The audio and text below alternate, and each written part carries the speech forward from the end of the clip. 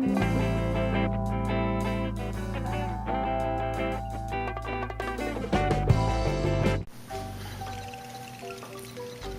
it going? Drugs and democracy walk hand in hand. It's a fact, they do. It's like politicians and corruption.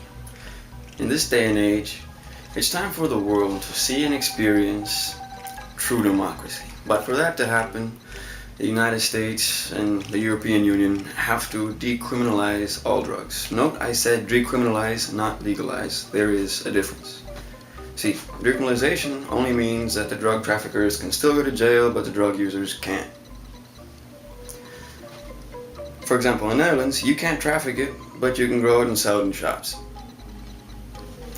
allowing people outside of the dangerous gangs to supply the demand, which makes sense. But as long as the USA's dogs, the DEA, are still in charge, Mexico and Guatemala and other second and third world countries will continue to suffer from what Reagan started.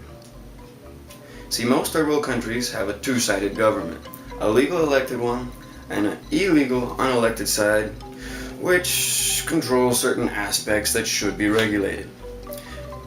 Now onto something which, to my amazement, very few people know.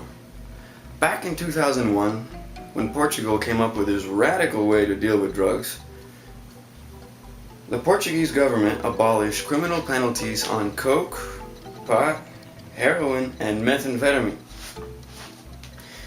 Yes, and instead of jail, they offer therapy, which can be declined with zero penalty. Since then, HIV rates have dropped, and teen drug use is also declined.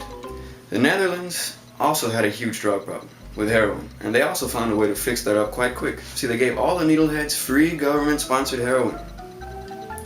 The closest the US ever got with that was free government cheese.